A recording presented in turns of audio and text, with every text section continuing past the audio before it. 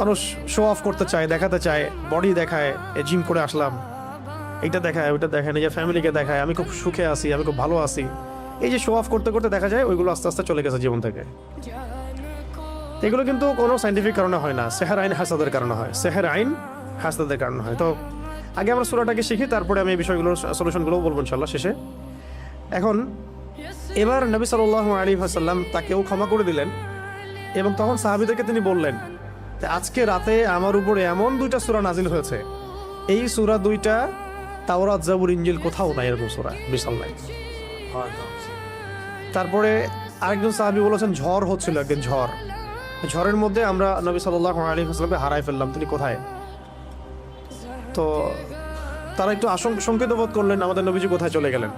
একটু পরে তিনি এসে বললেন যে আমার কাছে এমন 2টা সূরা আল্লাহ রাব্বুল আলামিন নাজিল করেছেন যে এই সূরা 2টা যদি কেউ পাঠ করে, মানে সকাল সন্ধ্যায় নিয়মিত পাঠ করে, ইনশাআল্লাহ সে তাকে আল্লাহ পাক সব ধরনের ক্ষতি থেকে হেফাজত করবেন। কামা ক্বালা আলাইহিস সালাম। এরকম কাছাকাছি একটা অর্থ আছে।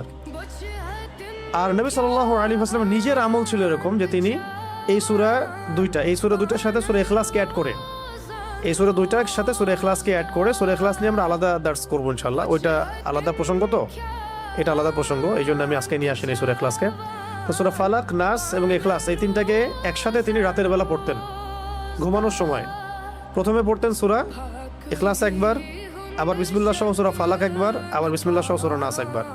হাত দুটো একত্রিত করে ফু দিয়ে মাথা থেকে নিয়ে পুরো সারা গা তিনি মাসাহ করতেন। এই কাজটা তিনি 3বার করতেন। এই কাজটা কয়বার করতেন?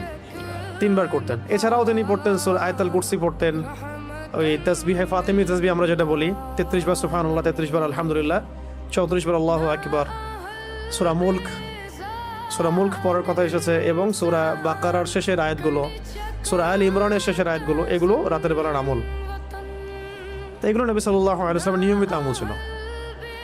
এছাড়াও প্রত্যেক দিন সকালে মানে বাদ ফজর এবং সন্ধ্যায় বাদ মাগরিব, অনেকে বাদ আসরও বলেন, দুটোই ঠিক আছে, বাদ ফজর বা বাদ আসর বা বাদ মাগরিব আপনার সুবিধা অনুযায়ী 3বার করে সূরা ফালাক,